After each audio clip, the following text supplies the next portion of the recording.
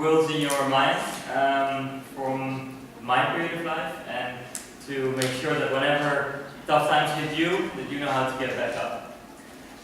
When I was 18 years old, I just got into college, studying international business and management, and for some reason I was not comfortable, and I felt like I needed to explore who I was before going into college for 4 years. And my parents had been divorced since I was 10, and they both worked all day to pay the bills, which meant that they were never really emotionally available to help me with my problems. And of course I could talk to my friends, but they could not really relate to what I was going through and recognize themselves in my situation. So this caused me a lot of stress and negative thoughts, and eventually it sort of led to a depression where I really didn't know where to go from there. And when I was trying to make a choice what to do with the next step in my life, I got overwhelmed by it, and this made me feel hopeless. So I figured that I need to change something, and I started by not comparing myself to my friends who were studying and flourishing, and I was deciding that I was going to work and then travel abroad to see what that could bring me, because I wanted to gain work experience outside of my country. And so that's where I started. I worked for 6 months before booking a ticket to Australia. And at the time I was also reading a lot of books on psychology, philosophy, and this really made me gain a better understanding of my emotions, so I could also tackle my emotions better. And this progress builds more progress, and that momentum really can make you feel better about yourself. So it doesn't really matter how slow you go, as long as you keep moving forward. And this knowledge and experience are very powerful, because never can anybody take this away from you. So I booked my trip and went to Australia on the 10th of August 2014. I spent 10 months in Australia, which were initially going to be 5 months. And I worked at a surf camp, a cruise ship, and a farm, and also an agency with a lot of hospitality events. And the great thing about traveling by yourself is that time really slows down, and you're much more aware of your surroundings and interactions with people. Also, you have time to think and reflect on everything that's happening to you, and when you get into the habit of doing this, you really grow as a person. So these 10 months really made me look with new eyes again. I developed a completely new network of people, and this experience made me so strong that when my father passed away that same year, I didn't slip back into the depression, because I know who I was, and I knew the rituals and the habits that I took on a daily basis in order to maintain my level of positivity and strength. And of course, you're not positive all the time, but it's kind of a muscle, and you have to correct your mind when those negative thoughts come in and when times are tough. So you really have to condition yourself with these positive habits. And what I wanted to convey with the story, that it's very important for you to become aware of how you live and to track your progress, to take small steps every day in order to reach your goals. I encourage you to take the time to work abroad, travel, or study in a country you've never been before. And I would like to round off with a quote from Brad Guest. No matter what happens, no matter how far you seem to be away from where you want to be, never stop believing that you will somehow make it. Have an unrelenting belief that things will work out, that the long road has a purpose, that the things that you desire may not happen today, but they will happen.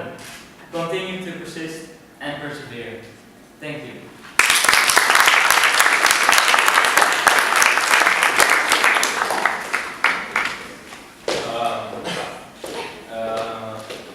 Deci, el practic a trecut prin multe, cum să zic, emotional pain, având în vedere că și tatălui a decedat acum un an jumătate.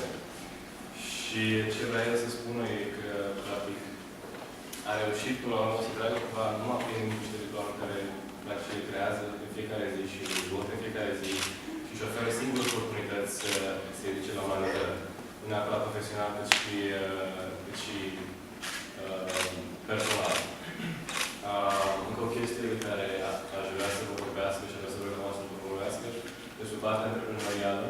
Could you please speak a little bit about your open mind? Yes, I started a company and it's called Open-Minded Ambition. The website is still in progress, but I have a Facebook page where I post articles, videos, quotes, and music every day with a motivational, inspirational type of content. And I would also like to implement more creativity and entertainment and design in it to gain a better understanding for people. And on every platform I have different type of content, so you can find it on Instagram, all worldwide, and Facebook, Open-Minded with Ambition. And with that, I hope to inspire you guys to become more positive, healthy, intelligent, and productive. Până la urmă, toți trebuie să avem un job anume, sau cel puțin să nu mai bine să mergem la școală, să fim părinți și să fim mai independenți. El practic a fost primul pas cât de mic să-și creeze o companie și-a creat sentimentalitatea, experiența de viață care a avut-o și după aceea să-și creeze compania și a avut cumva un gol, un scop. Și cred că dacă fiecare dintre noi, eu am început acum recent să pur și simplu să setez scopuri și pur și simplu să pui pași mici, să în fiecare zi să faci ceva care să-ți atingi acel scop, mai mic sau mai puțin, nu are importanță ce fel de scop e, într-o companie, de exemplu, doar gândește-te ce ai putea să citești, ce ai putea să te inspiri, ce ai putea să dezvolți în capacitatea mentală încât să-ți poți crea o idee sau să-ți poți aduce o idee la tine. Pentru că, practic, așa dacă suntem și ne uităm la lună, cum am stat și eu vorbeam, nu prea pică nimic. Adică, nu pică. Și acum începând să-mi creez și niște dots pe care să le conectez între ele, am ajuns la concluzia că merge și trebuie să fac ceva în viața aia ca să am acel lucru. Deci vă sugerez la cât mai mult citiți, pentru că knowledge is power și se poate face orice în chestia asta, atât din cât ai cunoștințele respective. Nu are importanță de domeniu sau... From my own personal transformation, the moment when I was like, that I didn't really see the end of the tunnel already. Like, you can be so overwhelmed by your emotions that you don't want anybody else to ever feel the same as you did. So, as I collected all that information and reading books and watching TED Talks and all that inspiration, I thought like, I want to build something around it because I had the feeling that I wanted to share it with others. But it's very hard at first to take the step and have the courage because you don't really know exactly what it is that you're going to do. But you have to just start when you think that you're ready, and because you will make mistakes anyway. And yet, exactly from the mistakes you learn. So, it's collecting ideas, writing your ideas down, having passion for something, and then just taking steps. Which is the worst thing when you work in business? What's the worst thing? Worst thing. The worst thing? I don't actually think that there is a worst thing, because you just work very hard, and sometimes you only have 3 or 4 hours of sleep a night, or sometimes you skip sleep at all, and then it's like the emotions that rise when you're super tired that can make you see things that really aren't there, or a situation that would be perfectly normal when you would be when you had 8 hours of sleep, exercised, ate well, feel good, and your energy levels can decline, and that plays tricks on your emotions. So that's basically the worst that can happen, because that spreads around your behavior and how you interact with others, and it's just something that you have to keep paying attention to. And for the rest, there is only like highs and lows, and I think the worst thing in business is getting like physically tired. Yeah. Because you're full of it every time, every day, every moment of your day, full of passion, motivation, because you're basically doing what you like.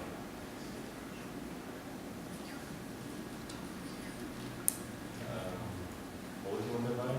Do you have moments when it's like, it's just too much and I can't do this anymore?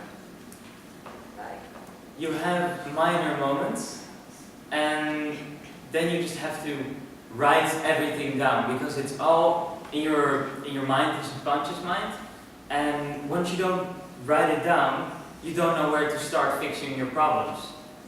And it doesn't matter if it's very early in the morning or very late at night. Once you have these thoughts and you feel stuck, you have to immediately take action, because if you jump to another task, you will forget it and it will come back, and you will feel like you're spinning your wheels but you're not going anywhere. So write it all down, break it down in small steps, and take action. And what also is very important, I think, is to make sure that you always have at least one person to talk to, and of course as many as you can, friends, family. But when you're very passionate at something, at least that's what I noticed myself, that I work so hard towards that goal that you can forget your surroundings.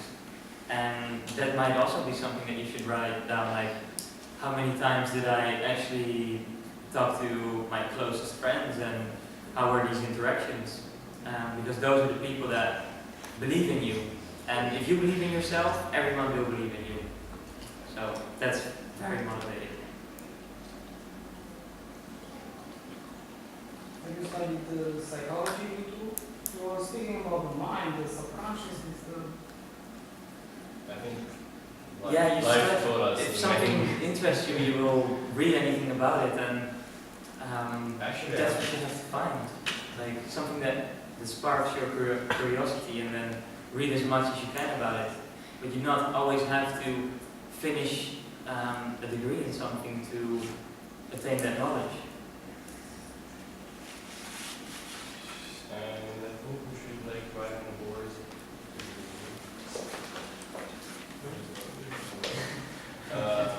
Yeah, I was thinking of just putting like our favorite books, or at least one that we want to some books we like, or we enjoy, or we learn and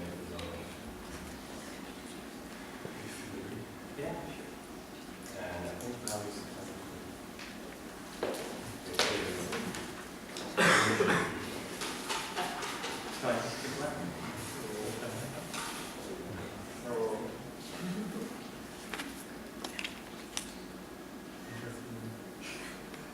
okay, get ready.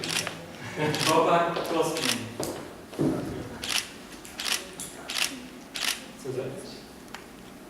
Maybe he's not there. Nu este.